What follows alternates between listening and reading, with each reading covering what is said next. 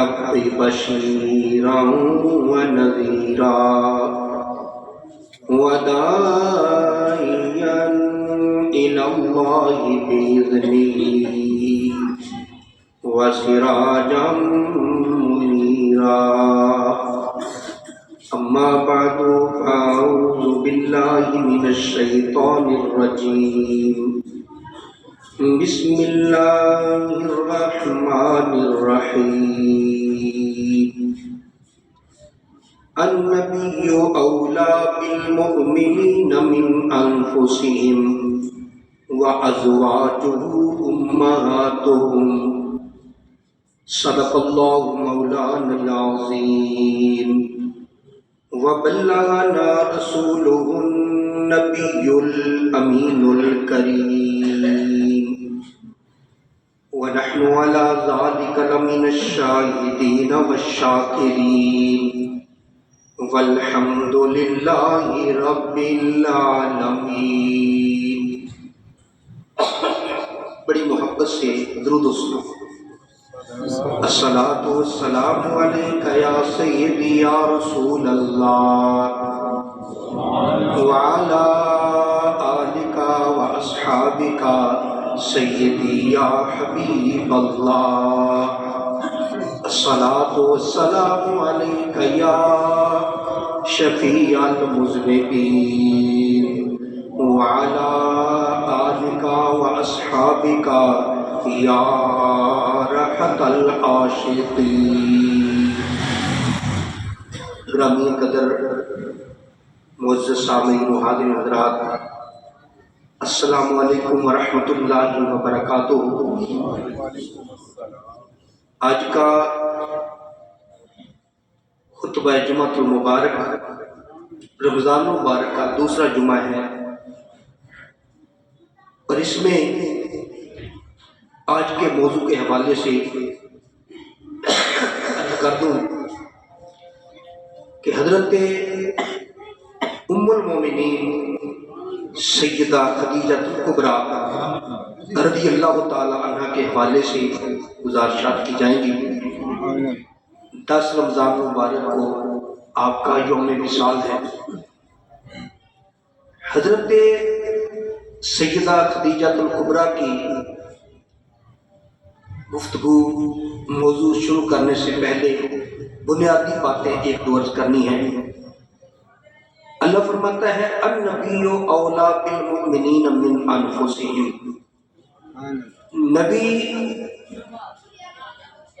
النبی اولا، اولا کا معنی محدثین میں سے شیخ عبداللہ محدث دہلوی نے اقرب کیا ہے، یعنی نبی مومنوں کے لیے ان کی جانوں سے بھی زیادہ قریب ہے. النبی اولا بالمؤمنین من انفسہم، نبی مومنوں کی جانوں سے بھی ان کے زیادہ قریب ہے. وازواجہ امہاتہم، اور نبی کی ماں، نبی کی بیویاں یہ مومنوں کی مائیں ہیں. اب قرآن نے ہمیں ایک ضابطہ بتا دیا کہ نبی کے نکاح میں آنے والی عورت کوئی بھی ہو، کسی خاندان سے بھی تعلق رکھتی ہو، جب وہ میرے نبی کے نکاح میں آ گئی وہ ہماری ماں بن گئی. قیامت تک کے آنے والے مومنوں کے لیے وہ ماں بن جاتی ہے. یہاں پر ایک بریک سا نقطہ ہے، اگر آپ توجہ فرمائیں گے سمجھ آ جائے گی. ایک مسلک یہ بھی کہتا ہے کہ انبیاء کرام ہمارے بھائی ہیں، بھائی کی طرح بڑے بھائی جتنا ادب کرو. یہ ایک فکر چلتی رہی اور چل رہی اب بھی. تو بعض کہتے ہیں جی اگر نبی کو بڑا بھائی کہہ دیا تو کیا خلاف نص کہہ دیا؟ ہم کہتے ہیں ہاں، قرآن کی نص کے خلاف ہے. قرآن کہتا ہے نبی کی بیوی تمہاری ماں ہے، تو پھر نبی باپ کی جگہ ہوگی. اور اگر ہم نبی کو بڑا بھائی سمجھیں تو جو بیوی ہے وہ ماں نہیں بنتی، وہ بابی بنتی ہے. یہ قرآن کی نص کے خلاف. تو نبی مومنوں کی جانوں سے زیادہ قریب ہے، اور نبی کی بیویاں تمام مومنوں کی مائیں ہیں. دوسرا فرق، اور ایک جگہ اللہ فرماتا ہے یا نساء النبی لستن کا احد من النساء، اے نبی کی بیویوں تم دوسری عورتوں کی طرح نہیں، تم دوسری عورتوں میں سے کسی کی طرح نہیں ہو۔ اب ہیں تو وہ بھی عورتیں، لیکن اللہ فرماتا ہے کہ تم دوسری عورتوں کی طرح نہیں ہو، تم ممتاز ہیں۔ پتہ چلا جس نبی کے نکاح میں آنے والی عورت وہ بے مثل ہو جاتی ہے، اللہ فرماتا ہے تم دوسری عورتوں کی طرح نہیں ہو، تو وہ نبی بے مثل کیوں نہیں؟ وہ نبی پتری کی اولاد بے مثل ہے، اس کے نکاح میں آنے والی جب دوسری عورتوں سے الگ ہو جاتی ہے، دوسری عورتوں کی طرح نہیں رہتی، تو میرے بھائی پر نبی تو پتری کے اولاد بے مثل ہے، بے مثل۔ اور ایک فرق یہ ہے انبیاء کرام کی بیویوں میں اور باقی مسلمانوں صحابہ کرام اولیاء کرام کی بیویوں میں، اگر کوئی بندہ صحابی ہو، تابعی ہو، ولی ہو، عالم ہو، محدث ہو، محقق ہو، فقیہ ہو، اس کا انتقال ہو جائے، اس کی بیوی عدت گزارنے کے بعد وہ نئی جگہ شادی کر سکتی ہے۔ اپنی عدت پوری کرنے کے بعد اگر وہ چاہے تو نئی جگہ اس کی شادی ہو سکتی ہے، کوئی پرابلم نہیں۔ لیکن جو نبی پاک علیہ السلام کے نکاح میں آ گئی، میرے آقا کے وصال کے بعد تا حیات وہ کہیں اور شادی کر نہیں سکتی۔ میرے آقا کے وصال کے بعد بھی وہ کسی اور سے شادی نہیں کر سکتی۔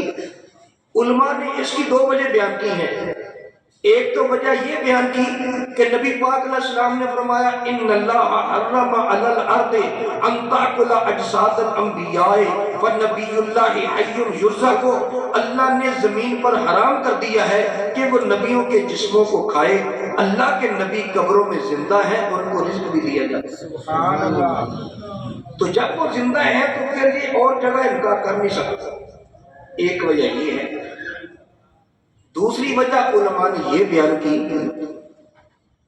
کہ ان کی عظمت کی وجہ سے، کیونکہ ان کی نسبت یہ نبی کے نکاح میں آ گئی، یہ ماں کی جگہ ہے، اب ماں سے نکاح کون کر سکتا، تو اس لیے ان سے تا حیات نکاح نہیں ہو سکتا۔ میرے آقا علیہ السلام کی تقریباً 11 بیویاں تھیں۔ سب سے پہلی بیوی ام المومنین حضرت سیدہ خدیجہ کبریٰ، اور یہ بات بھی سمجھنے والی ہے کہ انہوں نے 25 سال میرے نبی کی رفاقت میں گزارے، 25 سال، 15 سال اعلان نبوت سے پہلے، 10 سال اعلان نبوت کے بعد، 25 سال میرے نبی کی رفاقت میں انہوں نے گزارے۔ حضرت سیدہ خدیجہ کبریٰ رضی اللہ تعالیٰ عنہ کو یہ بھی مقام حاصل ہے کہ یہ سیدہ خاتون جنت کی بھی ماں ہے۔ ہم سیدہ خاتون جنت کی بارگاہ میں عقیدت کا نذرانہ پیش کر چکے ہیں پچھلے جمعے، تو یہ ان کی بھی ماں ہے، سیدہ کی ماں ہے، امام حسن امام حسین ان کی یہ نانی جان ہے۔ تو اس حوالے سے بھی بڑی عظمت ہے۔ نبی پاک علیہ السلام کے 5ویں دادا کے ساتھ جا کر، 5ویں پشت میں جا کر ان کا خاندان میرے نبی سے مل جاتا ہے۔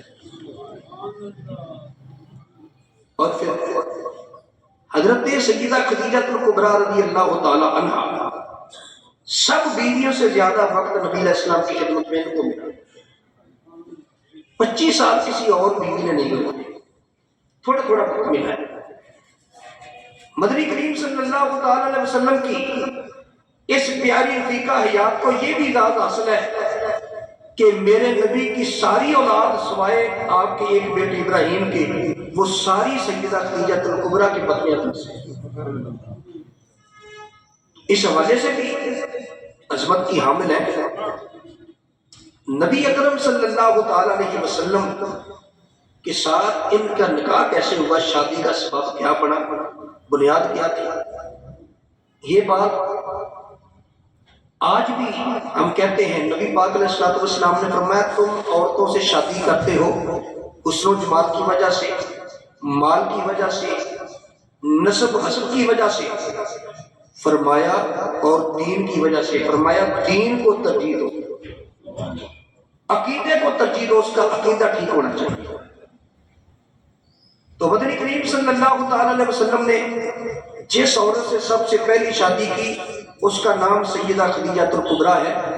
آقا علیہ الصلوۃ والسلام کی عمر مبارک 25 سال تھی اور سیدہ خدیجہ الکبریٰ کی عمر اس وقت 40 سال تھی جب شادی ہوئی، اور اس سے پہلے 2 مرتبہ بیوہ ہو چکی تھی، اس سے پہلے 2 مرتبہ بیوہ ہو چکی تھی۔ ان کا نام تھا خدیجہ بنت خویلد، خویلد آپ کے باپ کا نام تھا۔ وہ بڑا امیر اور جگیردار تھا، بڑا کاروبار تھا اس کا۔ جب اس کا وصال ہو گیا وہ سارا کاروبار حضرت خدیجہ کو مل گیا۔ حضرت خدیجہ مکہ کی امیر ترین عورتوں میں سے تھی، امیر ترین لوگوں میں شمار تھا ان کا۔ لیکن اس وقت بھی جس طرح میرے نبی کی والدہ سیدہ آمنہ طاہرہ کے نام سے مشہور تھی، خدیجہ الکبریٰ بھی طاہرہ کے نام سے مشہور تھی۔ اتنی امیر ہونے کے باوجود، اتنی کاروبار کے حوالے سے اونچی سطح پر ہونے کے باوجود پاک دامن تھی، فحاشی سے بہت دور تھی، بڑی پاک دامن اور پردے پر خاص اہتمام کرنے والی تھی۔ تو جس وقت نبی اکرم صلی اللہ تعالیٰ علیہ وسلم کی عمر مبارک 25 سال ہوئی، پہلے 20 سال جب ہوئی تو نبی پاک صلی اللہ تعالیٰ علیہ وسلم نے اب سوچا کہ چاچا جی کے پاس میں 8 سال سے رہ رہا ہوں، کیونکہ آقا علیہ الصلوۃ والسلام کے دادا جی کا جب وصال ہوا تو میرے نبی پاک صلی اللہ علیہ وسلم کی عمر اس وقت 8 سال تھی۔ تو عبد المطلب نے ابو طالب کو بلایا، فرمایا اب میں اپنے اس بیٹے کا ہاتھ تیرے ہاتھ میں دے رہا ہوں، میں دنیا سے جا رہا ہوں، لیکن میرے اس بیٹے نے پہلے باپ کی جدائی کا صدمہ برداشت کیا، اس کے پیدا ہونے سے پہلے باپ کا انتقال ہو گیا، اور 6 سال کی عمر ہوئی تو اس کی ماں کا انتقال ہو گیا۔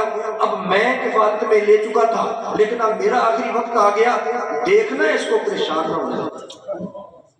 یہ جناب ابو طالب کو حضرت عبد المطلب نے یہ وصیت کی۔ اب نبی پاک علیہ السلام جناب ابو طالب کے پاس رہنے لگے، تو جب 20 سال عمر مبارک ہوئی تو اب سوچا کہ میں چاچا پر بوجھ بننے کے بجائے میں ان کا دست و فرزو بنوں، میں بھی کاروبار کروں۔ اجازت لی اور کاروبار شروع کر دیا۔ کاروبار کیا تھا؟ نبی پاک صلی اللہ تعالیٰ علیہ وسلم اس وقت جو امیر لوگ تھے نا، وہ قافلہ، تجارتی قافلہ تیار کر لیتے تھے اور خود نہیں جاتے تھے، بعض خود چلے جاتے تھے، بعض کسی کو دے کر بھیج دیتے تھے، اس کا ساتھ شیئر رکھ لیتے یا اس کو معاوضہ دے دیتے کہ اتنا معاوضہ دیں گے یہ میرا قافلہ تیار کرے۔ اب نبی پاک علیہ السلام کے پاس تو مال تھا نہیں، میرے آقا علیہ الصلوۃ والسلام نے بھی یہی کاروبار شروع کیا کہ لوگوں کے قافلوں کے ساتھ جانا شروع کیا، اور اس وقت صادق اور امین کے نام سے مشہور ہو چکے تھے۔ ہر ایک کو پتا تھا صداقت اس میں ہے، نبی پاک علیہ السلام کی سچائی کا ہر کوئی گواہ تھا، دیانت و امانت کا ہر کوئی گواہ تھا۔ بلکہ آقا علیہ الصلوۃ والسلام کے اعلان نبوت کے بعد بھی جو دشمن تھے وہ دشمنی اپنی جگہ ان کی برقرار تھی، لیکن میرے نبی کی امانت دیانت پر ان کو پورا یقین، حتیٰ کہ جب نبی علیہ السلام نے ہجرت کی، جس رات ہجرت کی اس رات بھی مولا علی کو پیچھے چھوڑا، کس لیے؟ فرمایا جنہوں نے میرے مکان کا گھیرا بنایا ہوا ہے نا، گھیرا ڈالا ہوا ہے، انہی لوگوں کی امانتیں میرے پاس ہیں، پیارے علی صبح ان کی امانتیں ان کو واپس کر کے آپ بھی آپ دشمنی بھی رکھتے تھے لیکن امانتیں میرے نبی کے پاس ہیں۔ یہ تھی میرے نبی کی امانت کہ غیر جو ہے، غیر بھی امانت کا اعتراف کرے، غیر بھی میرے نبی کی سچائی کا اعتراف کرے، غیر بھی میرے نبی کی دیانت کا اعتراف کرے۔ تو یہ دیانتداری، امانت اور دیانت آج بھی جس آدمی میں ہوگی، آج بھی لوگ اس کو عزت کی نگاہ سے دیکھتے ہیں۔ آج بھی حضرت عبداللہ بن مبارک بہت بڑے محدث ہیں. تو یہ جو عبداللہ ہے نا مبارک کے بیٹے، ان کی سیرت میں عبداللہ بن مبارک کہ یہ ایک کسی کے باغ میں راکھی کرتے تھے، مالی تھے. وہ مالک ایک مرتبہ آیا، کہنے لگا انار توڑ کے لاؤ. انار توڑ کے لائے نا، وہ مبارک انار توڑ کے لائے نا، تو وہ انار جب چیرا وہ کھٹا نکلا. کہنے لگا یہ انار تو کھٹا ہے، اور لے کر آؤ. وہ اور لے کر آ گیا. اس نے کہا، مالک نے کہا یہ بھی کھٹا ہے، اور لے کر آؤ. جب تیسرا انار لایا وہ بھی کھٹا. کہنے لگا تجھے اتنا عرصہ ہو گیا یہ باغ میں ڈیوٹی کرتے، تجھے پتہ نہیں چلا میٹھا کون سا ہوتا ہے، کھٹا کون سا ہوتا ہے. تو حضرت مبارک نے جواب کیا دیا؟ فرمایا میں تیرے باغ کا راکھا ہوں، میں تیرے باغ کا چاکھا نہیں ہوں. میں تیرے باغ کا راکھا ہوں، چاکھا نہیں ہوں. کیا مطلب؟ میں نے آج تک انار توڑ کے نہیں کھایا تیرے باغ سے. جب مالک نے یہ سنا اتنا متاثر ہوا، کہنے لگا آپ کی شادی ہوئی کہ نہیں؟ میں ابھی نہیں ہوئی. کہنے لگا پھر تجھے میں رشتہ دیتا. اس نے رشتہ دیا تو پیدا ہونے والا بیٹا حضرت عبداللہ بن مبارک ہے، جو کتنی حدیثوں پر راوی ہے اور محدثین اس کو امام مانتے ہیں. سبحان اللہ. امانت دیانت آج بھی جس میں ہو وہ اثر رکھتی ہے. تو سیدہ خدیجہ الکبریٰ کو جب پتہ چلا نبی اکرم صلی اللہ تعالی علیہ وسلم بھی کافروں کے ساتھ آتے جاتے ہیں، ان کی ایک خادمہ بھی تھی، وہ سہیلی بھی تھی، نفیسہ اس کا نام تھا. نفیسہ کو کہا کہ محمد عربی سے بات کرو، میرا قافلہ لے جائیں ملک شام میں، اور جتنے پیسے دوسروں سے لیتے ہیں میں اس سے ڈبل دوں گی. میرے آقا علیہ الصلوۃ والسلام نے فرمایا ہم نے تو اپنا معاوضہ لینا ہے، جو بھی قافلہ دے دے ہم لے جائیں گے. لو جی قافلے کی بات ہو گئی. نبی پاک صلی اللہ تعالی علیہ وسلم جب قافلہ لے کے چلے ساتھ اس نے خدمت کے لیے اپنا ایک غلام میرے نبی کے خادم بنا کر بھیج دیا جس کا نام تھا میسرہ. نبی پاک علیہ الصلوۃ والسلام جب چلے وہاں سے ملک شام کی طرف قافلہ لے کے چلے، اور ساتھ ہی میسرہ سے کہا راستے کے سارے واقعات اچھی طرح ذہن نشین کر لینا، میں جب واپس آؤ گے میں تم سے پوچھوں گی، تم نے ہر بات مجھے بتانا ہے. اس نے کہا ٹھیک ہے. اب جب مقام بصرا پر پہنچے وہاں ایک گرجا تھا، اس میں ایک راہب تھا جس کا نام تھا نستورہ. یہ نستورہ جو راہب تھا نا، راہب پچھلے زمانے میں ان لوگوں کو کہا جاتا تھا تو جو دنیا سے اللہ کو ہو کر عبادت خانے میں رہ کر ہر وقت اللہ کی بات کرتے ان کو راہب کہا جاتا تھا. راہب یعنی اس نے دنیا چھوڑ دی ہے.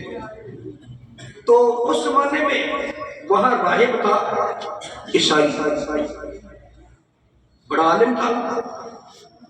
تو وہ نستورہ نامی یہ جو قافلے جاتے تھے نا وہاں اس کے گرجے کے پاس جا کے رکتے تھے، کیونکہ وہاں سایہ دار درخت بھی تھے اور وہاں پانی پینے کا انتظام بھی تھا. تو یہ قافلے چلتے جاتے تھے، جہاں شام ہو جاتی وہاں رک جاتے. انہوں نے منزلیں گنی ہوئی تھی کہ فلاں منزل پہ رکنا ہے، کل کو فلاں جگہ رکنا ہے، پرسوں کو. یہ اپنی ٹائمنگ ساری سیٹ کر کے چلتے تھے. تو چلتے چلتے جب نستورہ کے اس کنیسہ کے پاس پہنچے، گرجے کے پاس پہنچے، نستورہ باہر نکلا، میرے نبی پاک علیہ الصلوۃ والسلام کو دیکھ رہا ہے. دیکھا نبی پاک علیہ الصلوۃ والسلام ایک درخت کے نیچے آ کے کھڑے ہو گئے، وہیں پہ بیٹھ گئے آرام کرنے کے لیے. نستورہ نے جب دیکھا نا تو کہنے لگا اس قافلے کے ساتھ خادم کون ہے؟ انہوں نے کہا جی میسرہ ہے. میسرہ کو بلا دیا. اس نے کہا یہ جو درخت کے نیچے آ کے بیٹھا ہے اس کا نام کیا ہے؟ کہنے لگا جی اس کا نام محمد ہے صلی اللہ علیہ وسلم. ابھی تو اعلان نبوت کیا نہیں تھا، اعلان نبوت ہوا 40 سال کی عمر میں، ابھی 20 سال سے کچھ اوپر عمر تھی. تو نبی پاک صلی اللہ تعالی وسلم نے جب کام شروع کیا 20 سال کے بعد کام شروع کیا تو کرتے رہے. تو نستورہ کہنے لگا اس کا قبیلہ کون سا ہے؟ کہنے لگا جی یہ عبد المطلب کا پوترا ہے، قریش قبیلہ اس کا۔ جب ساری وضاحت کر دی، کہنے لگا یہ جس درخت کے نیچے کھڑا ہے نا، ہمیں عیسیٰ علیہ السلام نے یہ بتایا تھا، ہماری کتابوں میں موجود ہے، جو نبی آخر الزمان آئے گا نا وہ اس درخت کے نیچے آ کر آرام کرے گا۔ اس نے کہا اس کا مطلب یہ ہے وہ جس نبی کا تذکرہ عیسیٰ علیہ السلام نے کیا تھا یہ وہی ہے۔ پھر وہ میرے نبی کے پاس آ گیا، آقا علیہ السلام سے چند باتیں پوچھی۔ کبھی میسرہ سے پوچھتا ہے کہ ان کی آنکھوں میں جو سرخی ہے یہ اکثر رہتی ہے کہ آج ہی ہوئی ہے؟ اس نے کہا نہیں، جب سے میں دیکھ رہا ہوں ایسے ہی ہے۔ اور نشانیاں دیکھی، نبی علیہ السلام کی مہر نبوت دیکھی۔ کہنے لگا اے محمد صلی اللہ علیہ وسلم، آپ وہی ہیں جن کے بارے میں حضرت عیسیٰ علیہ السلام نے ہمیں خبر دی تھی، تو میں آپ پر ابھی سے ایمان لاتا ہوں، میں آپ پر ایمان لاتا ہوں، آپ اللہ کے نبی ہیں، وہی نبی ہے جن کے بارے میں عیسیٰ علیہ السلام نے بتایا تھا آخری نبی آئے گا، تو مجھے یقین ہے آپ وہی ہیں، تو میں آج ہی آپ پر ایمان لاتا ہوں۔ آقا علیہ السلام بازار بصرہ میں گئے، وہاں مال بیچا۔ طریقہ یہ ہوتا تھا ادھر کی جنس ادھر لے جا کر بیچتے تھے، اور وہاں کی جنس جو ادھر نہیں ہوتی تھی وہاں سے خرید کے لے جاتے۔ تو مال بیچا اور جب خرید کے واپس آئے، جس دن واپس آئے حضرت خدیجہ الکبریٰ اپنی بلائی منزل میں بیٹھی ہوئی تھی اور دیکھ رہی تھی آج میرا قافلہ واپس آنا ہے۔ جب اس نے دیکھا نبی پاک علیہ السلام کا قافلہ واپس آ رہا ہے، آقا علیہ السلام اونٹ پر سوار ہے، اونٹ پر یوں لگتا کوئی سایہ کر رہا ہے، وہ اللہ کے فرشتے تھے، دھوپ میں سایہ کر رہے تھے۔ حضرت سیدہ خدیجہ الکبریٰ نے دیکھ لیا، واپس آ کر وہ سارا حساب بھیج دیا، جو کمایا جو بیچا وہ سارا حساب بھیج دیا میسرہ کے ہاتھ میں۔ حضرت خدیجہ الکبریٰ نے جب نبی پاک علیہ السلام کا چہرہ انور دیکھا، بڑی غور سے دیکھا، تو اسی وقت دل سے نبی پاک علیہ السلام کی دیوانی ہوئی۔ آقا علیہ السلام واپس آ گئے تو خدیجہ الکبریٰ نے اپنی اسی سہیلی کے ہاتھ پیغام بھیجا کہ اے محمد صلی اللہ علیہ وسلم، آپ نے شادی نہیں کرنی؟ فرمایا کرنی تو ہے، کہاں کرنی ہے؟ فرمایا ابھی نہیں کرنی، ابھی میرے پاس شادی کے اخراجات کے لیے انتظام نہیں ہے، جب پیسے جمع ہو جائیں گے، خرچہ جمع ہو جائے گا تو کر لیں گے۔ نفیسہ واپس گئی، خدیجہ سے جا کر بتایا، پھر واپس آئی، کہنے لگی اے محمد صلی اللہ علیہ وسلم، اگر آپ کا خرچہ ہی کوئی نہ آئے، اگر خرچے کا انتظام ہوئے تو پھر کر لیں گے۔ فرمایا میں کر تو لوں گا، کون ہے رشتہ کس کا ہے؟ کہنے لگی خدیجہ الکبریٰ۔ آقا علیہ السلام سن کے حیران ہو گئے، تعجب کی نگاہوں سے دیکھا، میں خدیجہ میرے لیے کہہ رہی ہے، میرے پاس تو مال نہیں ہے، وہ امیر عورت ہے۔ اس نے کہا جی یہ بات تم چھوڑو، فرمایا میں اپنے چچا سے بات کروں، کیونکہ میں اپنے چاچا کی کفالت میں تھا، انہی کے پاس رہتا تھا، میں ان سے پہلے مشورہ کروں گا۔ نبی پاک علیہ السلام نے چچا ابو طالب سے عرض کیا، چاچا جی وہ مجھے نکاح کا پیغام آیا ہے۔ فرمایا کس کا رشتہ آیا؟ چاچا جی خدیجہ الکبریٰ کا۔ جناب ابو طالب فرمانے لگے، بیٹا اگر اس کا رشتہ ملتا ہے نا تو پھر ہاں کر دو، یہ بیوہ ہے لیکن حسین و جمیل ہے، مالدار عورت ہے، بڑے بڑے امیر لوگوں نے اس کو شادی کی دعوت دی لیکن اس نے قبول نہیں کی۔ اس نے کہا نہیں اب میرا پروگرام نہیں نکاح کا، اور تجھے خود آفر کر رہی ہے، اس کو قبول کر۔ آقا علیہ السلام نے یہ کھڑکیاں بند کر دو، بات زیادہ ہوتی ہے، تو اس نے قبول کر لیا، بتا دیا نبی پاک علیہ السلام نے اس کو پیغام دے دیا نفیسہ کو کہ میرے چچا جی نے اجازت دے دی ہے۔ خدیجہ الکبریٰ نے اپنے چچا جی سے مشورہ کیا اور ساتھ ہی ابو طالب کو پیغام بھیجا کہ تم میرے چاچا جی کے پاس آ کر میرا رشتہ مانگو۔ جناب ابو طالب تشریف لے گئے، ساری باتیں ہوئی، وقت طے ہو گیا، شادی طے ہو گئی۔ چند مکہ کے شریف لوگوں کو، معتبر لوگوں کو جناب ابو طالب نے ساتھ لیا اور نبی پاک علیہ السلام کو ساتھ لیا میرے نبی کا نکاح۔ اب خدیجہ کبریٰ کے پاس تو بڑا مال تھا۔ جب نکاح کے بعد میں میرے نبی کے گھر میں آئی تو خدیجہ کبریٰ مال اتنا آ گیا۔ اللہ نے اسی بات کا اشارہ قرآن پاک میں ہے، اللہ فرماتا ہے وَوَجَدَكَ ضَالًا فَهَدَىٰ وَوَجَدَكَ عَائِلًا فَأَغْنَىٰ۔ پیارے محبوب، ہم نے آپ کو مال کے حوالے سے کمزور پایا تو ہم نے آپ کو غنی کر دیا، مالدار کر دیا۔ اتنا مال لے کر آئی خدیجہ۔ میرے آقا علیہ السلام نے جب دیکھا نا خدیجہ تو کافی مال لے کے آئی ہے، فرمایا، عرض کرنے لگی، اے میرے سرتاج، یہ مال اب میرا نہیں، یہ آپ کا ہے۔ میرے آقا علیہ السلام نے فرمایا، خدیجہ بات تو ٹھیک ہے، میرا مزاج اور ہے، میں تو مال جمع کرنے کے لیے آیا نہیں۔ میرے نبی کو مال کے حوالے سے کوئی دلچسپی نہیں تھی، بلکہ میرے نبی تو اپنی آل کے لیے یہ دعا مانگتے تھے، یا اللہ آل محمد کو اتنا رزق دینا کہ ان کا رشتہ حیات قائم رہ سکے، یعنی اتنا رزق دینا جس کو کھا کر جس زندہ رہ سکے۔ یہ دعا تھی، یہ دعا نہیں مانگتے تھے یا اللہ مال کے خزانے دے دے، کبھی نہیں۔ بلکہ میرے آقا فرماتے ہیں، مشکاۃ شریف صفحہ 521 پر ہے، فرماتے ہیں لو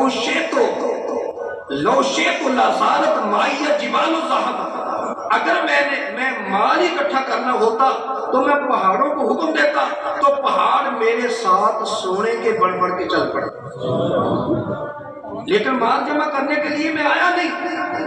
کتنی سادہ زندگی گزارتے تھے، کسی نے کیا خوب کہا، ارے کھانا تو دیکھو وہ جو کی روٹی، ارے کھانا تو دیکھو وہ جو کی روٹی، انچنا آٹا اور روٹی بھی موٹی، انچنا آٹا اور روٹی بھی موٹی، اور وہ بھی کبھی پیٹ بھر کے نہ کھانا، وہ بھی کبھی پیٹ بھر کے نہ کھانا، صلی اللہ علیہ وسلم، صلی اللہ علیہ وسلم، صلی اللہ علیہ وسلم۔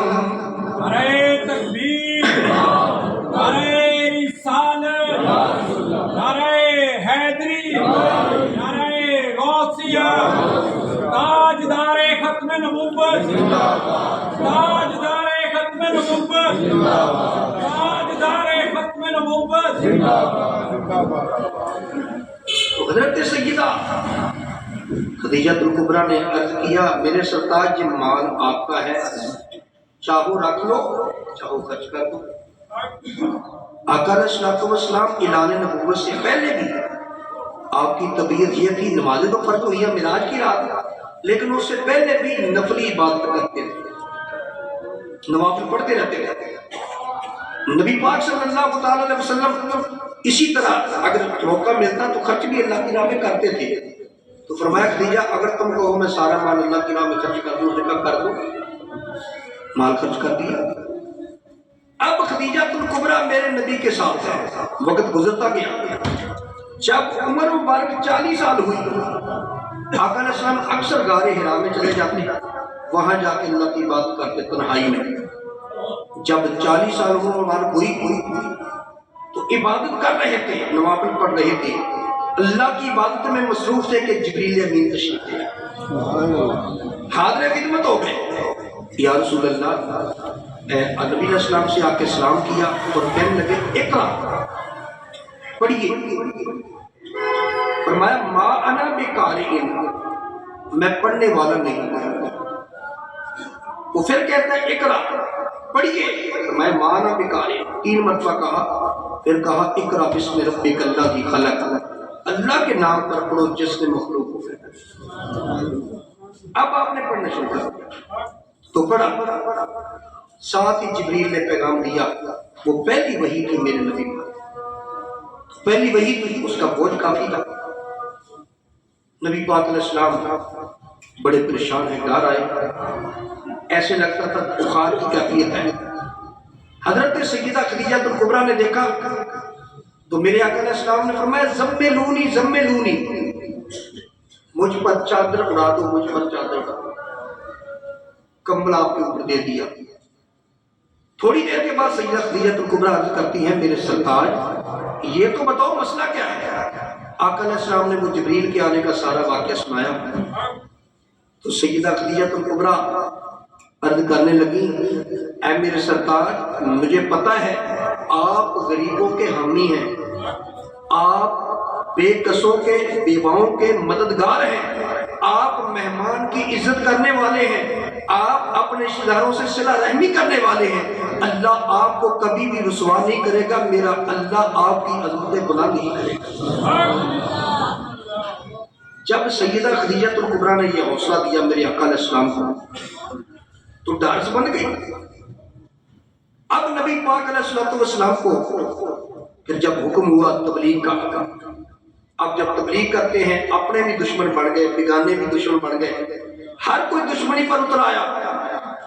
इस हालात में खदीजतुल कुबरा की जगह कोई और होता तो शायद वो सोच लेता कि मुझे जान छुड़ाकर कहीं और कर लेना चाहिए, लेकिन खदीजतुल कुबरा रज़ी अल्लाह ताला अन्हा ने मेरे आका अलैहिस्सलाम के शाना बशाना चल के दिखाया।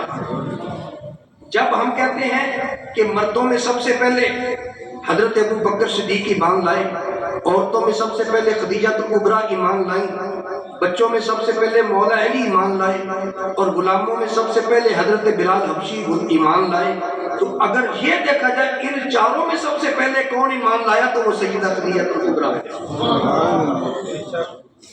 हजरत सैयदा आयशा सिद्दीक़ा रज़ी अल्लाह ताला ने फरमाती हैं, जब सैयदा खदीजतुल कुबरा का इंतकाल हो गया, ये जिस साल हजरत खदीजतुल कुबरा का इंतकाल हुआ उसी साल जनाब अबू तालिब का भी इंतकाल हुआ। मेरे नबी के लिए उस साल को आमुल हुज़्न कहा जाता है, गम का साल। आमुल हुज़्न कहा जाता है, गम का साल मेरे नबी के लिए। चाचा भी मूसो गमखार था और ये बीवी भी बड़ी हमदर्द थी और बड़ी हौसला देने वाली थी। जब भी नबी अलैहिस्सलाम बाहर से परेशान होके आते मुझे इतना हौसला देती, मेरे आका अलैहिस्सलाम की तबीयत हल्की होती। उस साल का नाम आमुल हुज़्न है, यानी गम का साल। सैयदा खदीजतुल कुबरा रज़ी अल्लाह ताला अन्हा का जब विसाल हो गया, आका अलैहिस्सलाम ने जिस तरह सैयदा खतून जन्नत की मौजूदगी में मौला अली ने और शादी नहीं की, इसी तरह खदीजतुल कुबरा की मौजूदगी में मेरे नबी ने भी और शादी नहीं की। खदीजतुल कुबरा के विसाल के बाद मेरे नबी ने और शादियां की, 11 शादियां मेरे नबी की। तो सैयदा खदीजतुल कुबरा का जब विसाल हो गया, अब और शादियां होती रही। सैयदा आयशा सिद्दीक़ा फरमाती हैं, नबी पाक अलैहिस्सलाम को देखा, अक्सर बातें और होती थी, घर में बैठे बातें हो रही है तो करते करते खदीजा का जिक्र आ जाता है। मेरे आका अलैहिस्सलाम खदीजतुल कुबरा का जिक्र बड़े वालिहाना अंदाज में करते हैं। तो एक दिन मुझे रश्क आ गया, हसद का लफ्ज़ नहीं बोल सकते, रश्क आ गया। तो कहती, मैंने कहा अल्लाह के महबूब मैं आपकी कुंवारी बीवी हूँ। वो बूढ़ी औरत थी, 2 मरतबा बेवा हो चुकी थी, लेकिन अभी भी आप उसका जिक्र बहुत करते हैं। खदीजतुल कुबरा फरमाती है, जब मैंने ये बात की मेरे नबी का चेहरा मुबारक थोड़ा सा सुर्खी मायल हो गया, जैसे गुस्सा आ गया मेरे आका। फरमाया, प्यारी ऐशा एक बात याद रखो, खबरदार मुझे कोई भी खदीजा के हवाले से कोई बात ना करे, इसलिए खदीजा ने उस वक्त मेरा साथ दिया जब किसी ने मेरा साथ नहीं दिया। फरमाया, खदीजा ने उस वक्त मेरा साथ दिया जब किसी ने मेरा साथ नहीं दिया। खदीजा ने मेरे साथ ये दीन के मामले में इतना ताउन किया, जब सभी ने मेरी मुखालफत की तो खदीजा ने मेरी तारीफ की। इसलिए मैं खदीजा को भूल नहीं सकता। और फिर खदीजा से अल्लाह ने मुझे औलाद दी। मेरे आका सल्लल्लाहु अलैहि वसल्लम हजरत सैयदा आयशा फरमाती है, उस दिन के बाद मैं समझ गई कि आका अलैहिस्सलाम को ये चीज़ महसूस होती है। फरमाती है, उसके बाद मैंने कभी खदीजतुल कुबरा के हवाले से कोई बात नहीं की। और मेरे नबी की शान क्या थी, जब कभी घर में गोश्त का सालन पकता میرے مدنی کریم علیہ الصلوۃ والسلام فرماتے میری خدیجہ کی فلاں فلاں جگہ سہیلی رہتی ہے، ایک جب وہاں رہتی ہے، ایک وہاں رہتی ہے، ایک وہاں رہتی ہے، یہ سالن میں سے اس کو بھی دے کے وصال کے بعد بھی میرے آقا علیہ السلام اتنا ذکر کرتے تھے ان کا، ان کی سہیلی کو دے کے آؤ۔ آقا وہ تو ان کی سہیلی ہے نا، خدیجہ تو نہیں فرمایا خدیجہ کی ان سے نسبت تھی، وہ خدیجہ کو اچھی لگتی تھی اس وجہ سے مجھے بھی اچھی لگتی، جاؤ دے کے آؤ۔ اگر کوئی تحفے آتے وہ تحفے بھی نبی پاک علیہ السلام سیدہ خدیجہ کبریٰ کی سہیلیوں کی طرف بھیجتے، جاؤ دے کے اس کو ان کو۔ تو یہ عظمت ہے مدنی کریم صلی اللہ تعالی علیہ وسلم کہ سیدہ خدیجہ کبریٰ کا ذکر والہانہ کرتے ہو۔ صحیح بخاری میں کتنی حدیثیں خدیجہ کبریٰ کی شان میں موجود ہیں۔ کئی لوگ کہتے ہیں خدیجہ کبریٰ کا جنازہ کس نے پڑھایا؟ تو بعض لوگ کہتے ہیں کہ فلاں نے پڑھایا، بعض کہتے ہیں فلاں نے پڑھایا، کچھ کہتے ہیں جی ابو طالب نے پڑھایا، مختلف باتیں کرتے ہیں، لیکن صحیح بات جو وہ یہ ہے کہ اس وقت تک میرے نبی کو جنازہ پڑھنے کا حکم ہی نہیں ہے۔ سیدہ خدیجہ کبریٰ کا جب انتقال ہوا اس وقت ابھی جنازہ پڑھنے کا حکم میرے نبی کو نہیں آیا تھا، اس وقت جنازہ نہیں پڑھا جاتا تھا، ویسے ہی دفن کیا جاتا۔ تو حضرت خدیجہ کبریٰ کا جنازہ کسی نے نہیں پڑھایا کیونکہ جنازہ ہوا ہی نہیں ہوتا، ویسے ہی ان کو دفن کیا گیا، اس لیے کہ ابھی جنازے کا حکم ہی نہیں آیا تھا۔ تو جب حکم نہیں آیا تھا تو میرے آقا پہلے کیسے پڑھا دیتے؟ تو حضرت سیدہ خدیجہ کبریٰ رضی اللہ تعالیٰ عنہا یہ میرے نبی پاک علیہ السلام کی وہ رفیقہ حیات ہے۔ نبی پاک علیہ السلام فرمایا کرتے تھے اللہ خدیجہ کبریٰ کی قبر پہ رحمتوں کی بارش ڈالے، اس لیے رحمتوں کی بارش برسائے۔ اللہ نے خدیجہ کبریٰ کے بطن سے مجھے زینب دی، مجھے رقیہ دی، مجھے ام کلثوم دی، مجھے فاطمہ دی، مجھے عبداللہ دیا، مجھے قاسم دیا۔ تو نبی پاک علیہ السلام اس ایسے لفظوں سے بھی دعائیں کیا کرتے ہیں۔ تو آخر میں مسائل کے حوالے سے بھی کچھ باتیں کرنی ہوتی ہیں۔